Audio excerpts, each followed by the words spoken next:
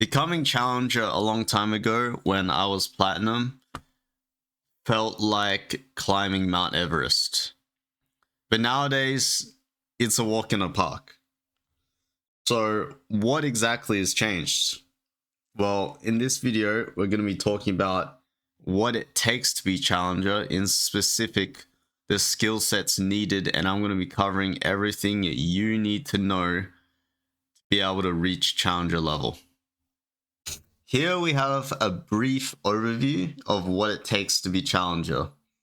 As we can see here, I've listed everything you need to know, including subtopics, but you can see here we have the four main topics: champion mastery, game knowledge, map awareness, laning, and jungling. Now, as I've said, this is a guide for all roles, but one disclaimer I'm going to make when it comes to these topics that I'm going to be discussing in detail is one person could be really, really good at one thing, but really, really bad at another, and still be challenger. For example, someone could be really, really good at their champion mastery, but super bad at map awareness, like literally platinum level or diamond level, but very, very high challenger in champion mastery. AKA, like most one tricks, they usually lack in a very certain area, but is very, very capable in another area. So, this overall, you do not need to be challenger level on every single topic here to be challenger. But if you want to be a complete player, these are all the skills you need. Or if you're looking just to be a pro player, this for sure all needs to be top notch when it comes to just seeking a higher level in the game. Whether you're trying to reach challenger or you're just aspiring to rank up, these are all the things that you're going to need to know and able to apply to essentially improve. So now we're going to be going through all these topics that we're going to be talking about in detail, one by one. So from champion mastery to laning and jungling. And when we get there, we're going to be talking about not only what it means, how we can improve at that skill. So now we're going to be talking specifically about champion mastery and what it means. So to break it all down first, we have our capabilities. So what does that mean? Capabilities means your ability to understand your champion's capabilities and to be able to push your limits on the champion. That is my perspective. If you can push your limits on a champion, then you are more than likely to understand truly the champion's strengths. And I like to sort of give an analogy, just like an F1 driver tries to push his vehicle to the limit, or if you were, driving and racing yourself, the vehicle is the vehicle, right? It's not part of yourself. Just like a champion is not part of yourself, but you become identified with that champion or that car per se to really understand its full strengths and weaknesses and push its limits to the max. So a good example of having very, very strong capabilities is, for example, if we go to a replay, you understand your limits, right? You understand how much damage you're going to do, how much damage you can take, but more so what your strengths are as a champion, right? So in this clip, you can see Caitlyn walking past. I'm waiting for her. I'm playing Echo. I know that she's not going to have a chance to auto me there, so I don't even have to ult. So that is an example of how you can do if you know your champion, you understand how much damage you can do and the capabilities of that champion. Same with your W placement there on it, just there when I was going in on Orianna. Let's go over items and runes. So in champion mastery, why is items and runes listed here when you can just go online and search up the items and runes and you just copy them and it's all good? Well, that's because every game is different.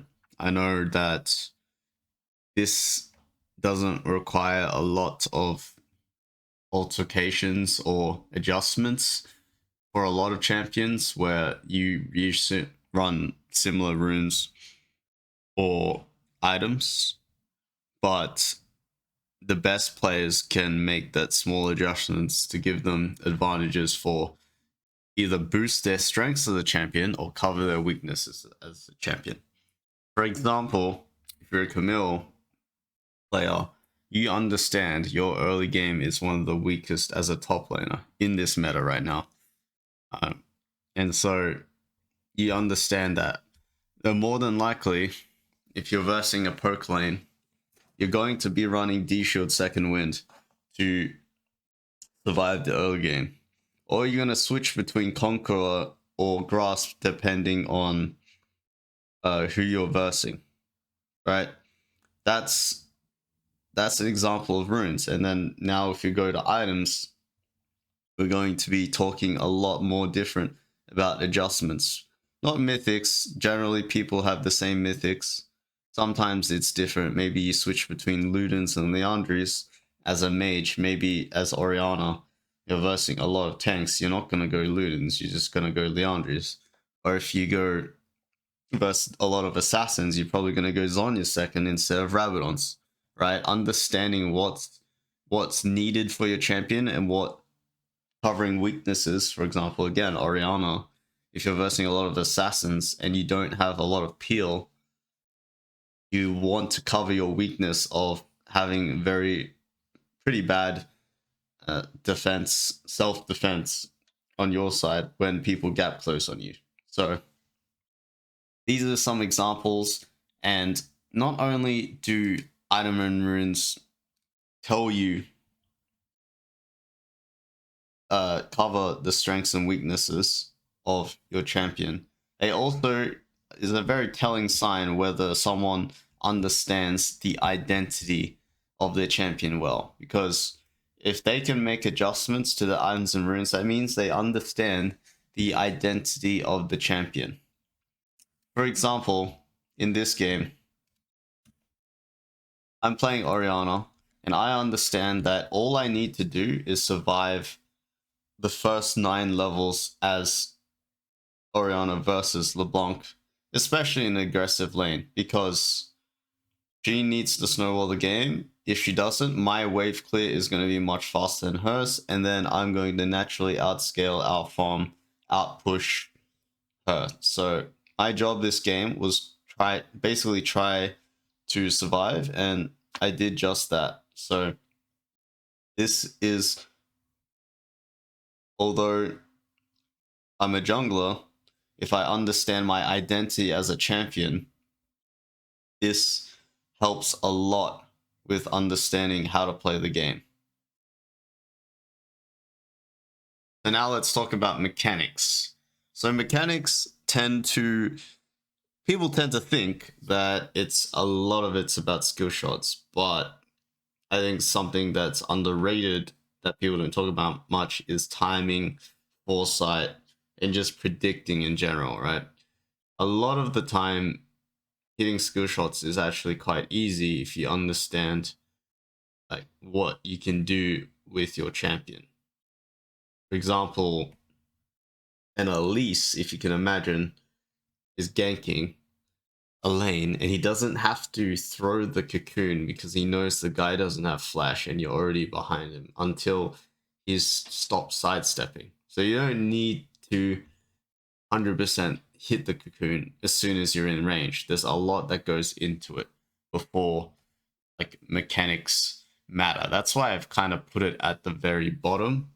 Although this is not a tier list, It's just what came last in my head when it comes to champion mastery, as surprising as that might sound, with the Yasuo and the Riven in the background, right? There's scales, right? Obviously, if you're playing this matchup, mechanics matter a lot.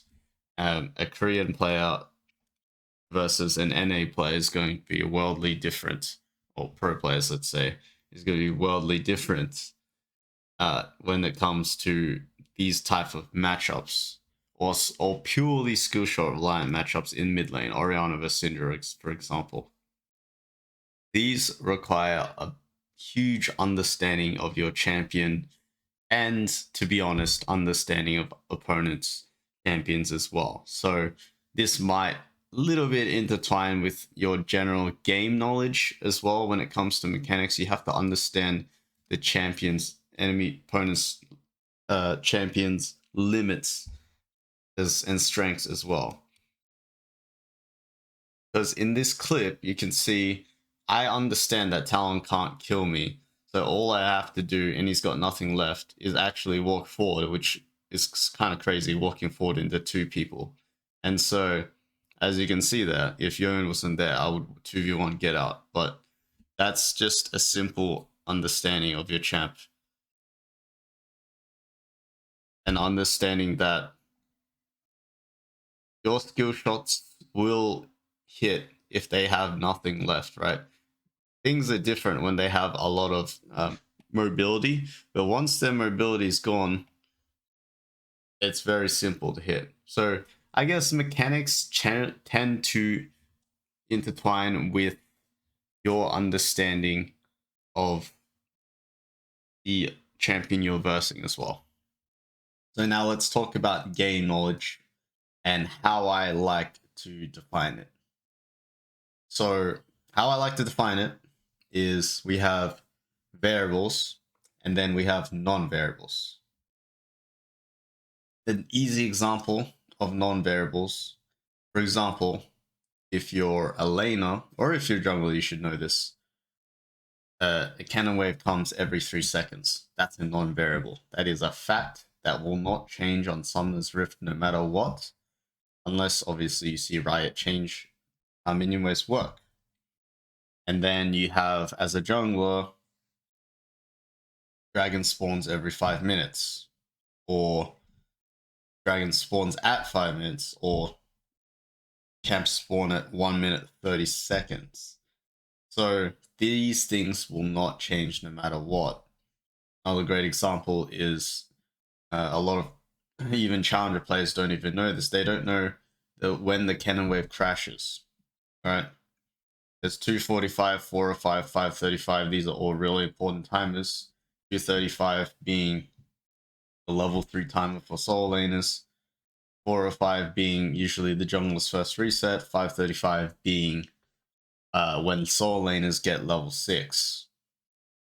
Or even a good example, like this is why I'm rambling, because all these non-variables that factual knowledge is very important as you can information if you can use it properly. Another example is you should know when you hit level 2 as a bot laner. What wave you hit level 2, right?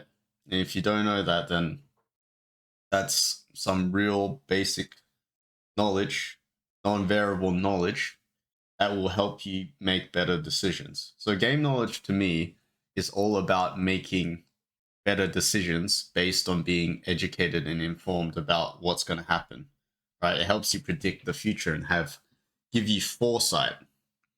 Now let's talk about variables. Variables is a little trickier because it's on the fly, it's alive, it's forever adjusting movement.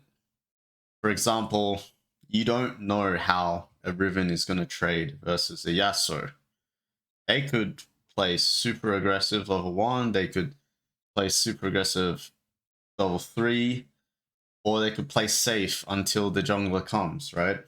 These are variables that there's always something different. That's why League of Legends, every game you play is never the same, because there's so many variables. That's what makes this game difficult. right? Compared to the non-variables where you know exactly what's going to happen every game. Now we have the aspect of 5 random players with different behaviors, characteristics, skill level versus 5 other of the same players. Just it just makes the game very chaotic, right? Every game is different. So when it comes to variables, this sort of game knowledge has to come from experience and instinct, understanding when someone's going to all in, understanding what what's happened on the map. Maybe someone takes a really bad trade, you know they're going to get ganked or dived, and you have to adjust. You're going to full clear, but now you have to counter gank. Or if you're a support and your bot lane suddenly, your AD carry suddenly dies while you're reset, you realize you probably shouldn't go back bot lane because there's nothing to do there, so you gank mid. So these sort of variables is where game knowledge comes into play when there's basically chaos.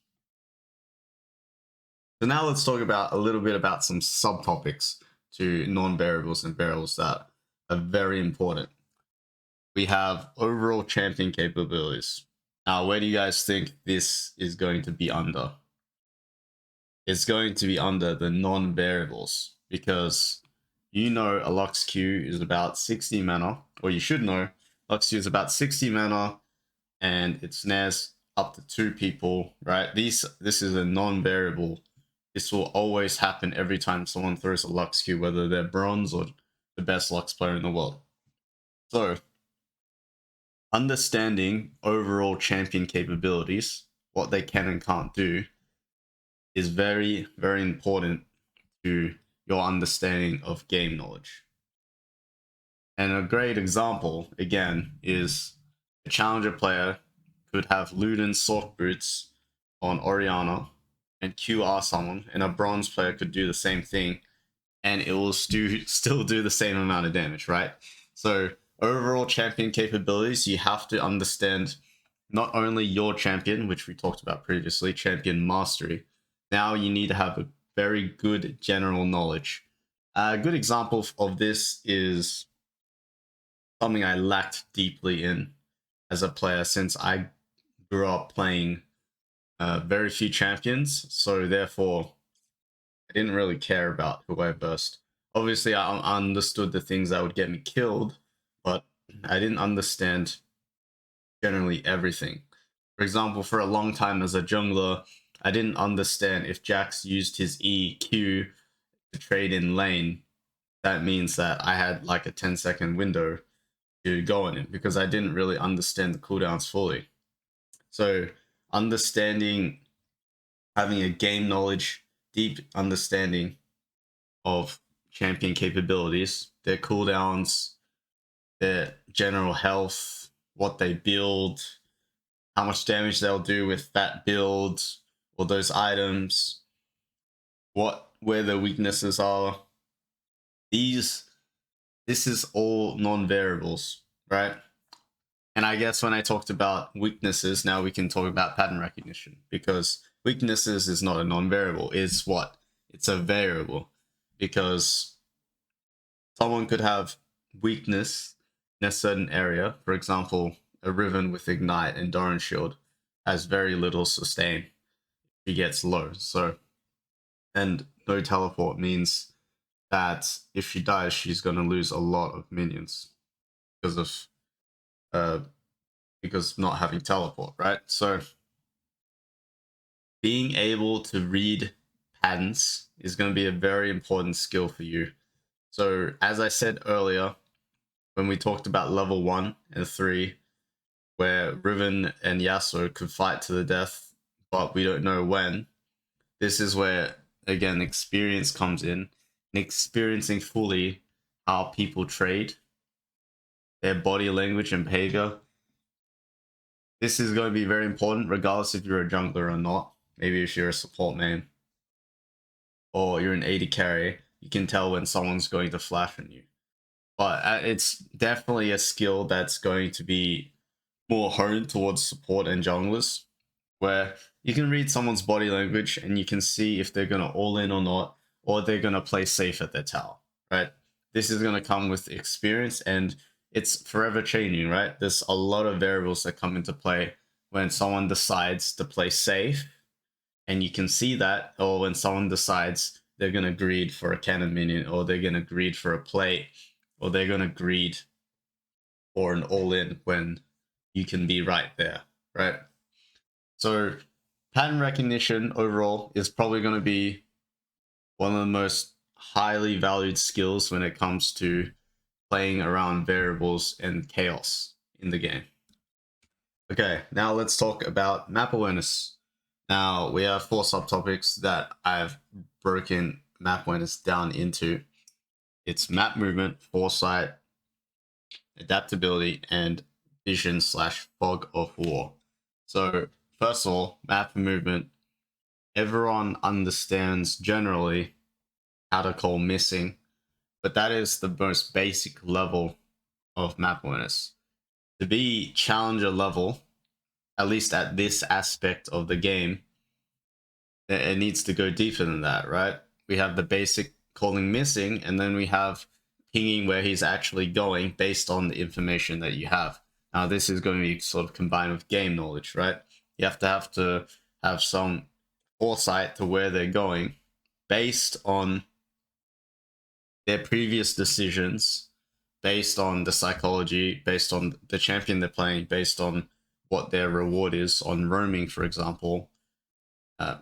So this applies to a jungler or a laner, but in my case, as a jungler, I would call this like track. There goes knowing where they start level 1, and then there goes knowing how to, then it goes to the next level, knowing how to see what their next clear is going to be based on their first clear, because you should know what their first clear was based on their CS when they show on the map and ganked, right? Or if they don't gank, you know they're full cleared or they're AFK. And so you know which, you should basically always know whereabouts the jungler is in every single game you play, or the general vicinity and where they are. So that's why I'm saying it takes what it takes to be challenger in this aspect. It scales up and up, right? Then you have the pro player level where not only you track your counterpart, you track the whole map, right? You track the support, especially because the supports tend to roam a lot, and you track the top laner's teleport because teleport's the only way top laners usually roam, or they come down and then they teleport top. So it scales in that sense. There's always a next level when it comes to map awareness and reading map movement. I already talked about this for a little bit, but foresight, right?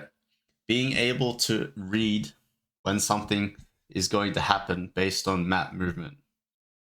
So this is going to tie into game knowledge. So a great example here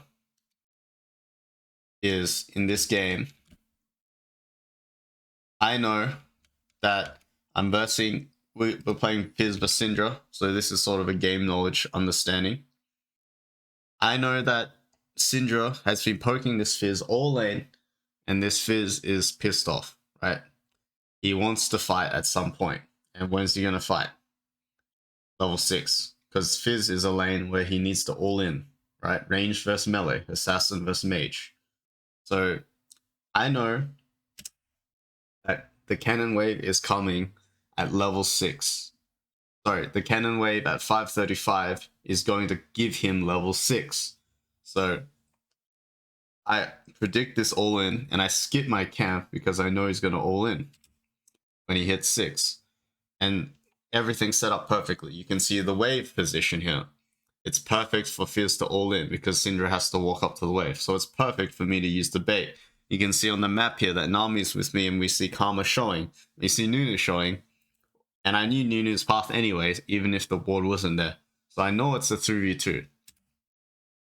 So this is a perfect example of combining your game knowledge with map awareness to make high-level educated decisions, right?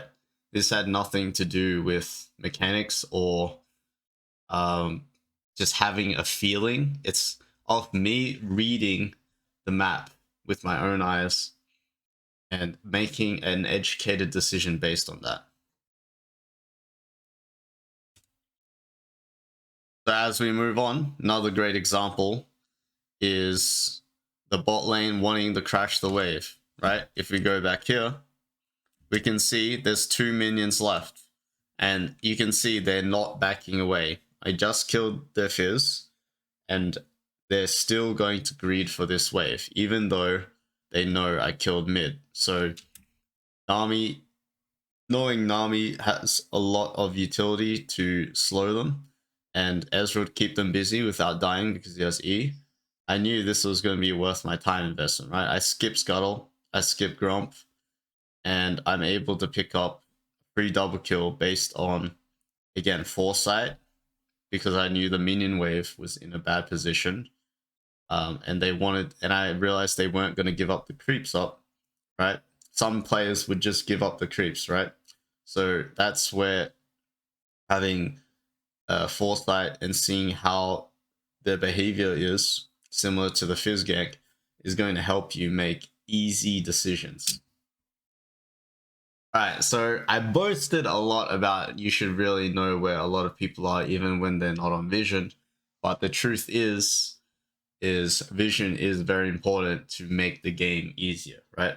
There's vision and fog of war, and your ability to abuse vision and fog of war to your advantage, like guerrilla warfare, let's just say, a great example, very, very common term because of how devastating it was in real life scenarios, right? Fog of war.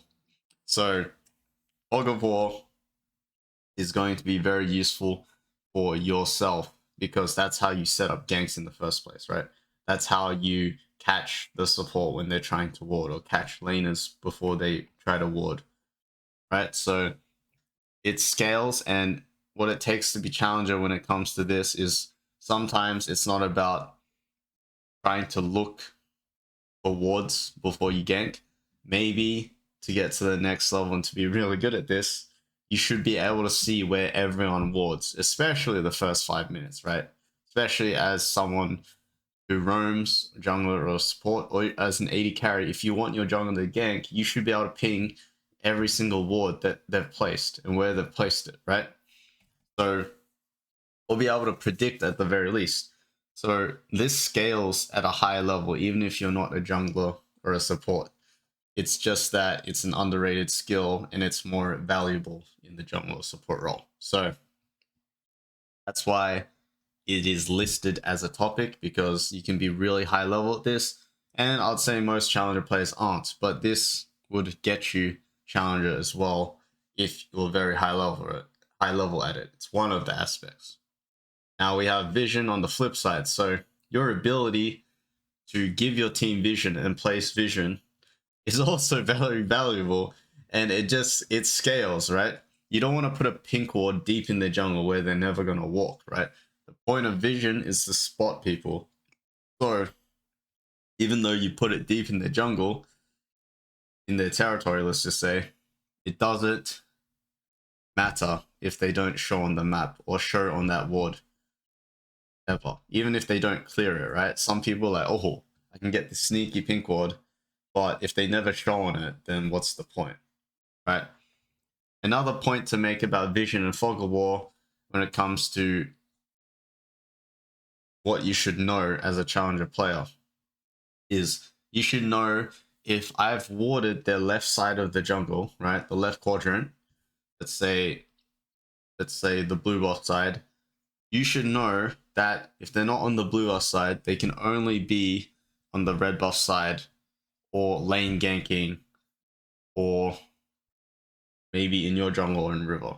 But you should know, you should be able to break that down based on their first path, based on what vision you have in the river, because you shouldn't only have vision in the jungle, you should have vision in the river as well.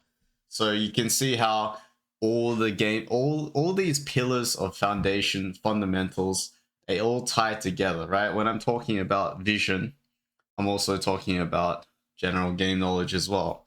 When I'm talking about adaptability, I'm also talking not only about map awareness, but I'm talking about the non-variables, right? Being able to adapt the instinct that you need to experience what pattern recognition, what people tend to do. So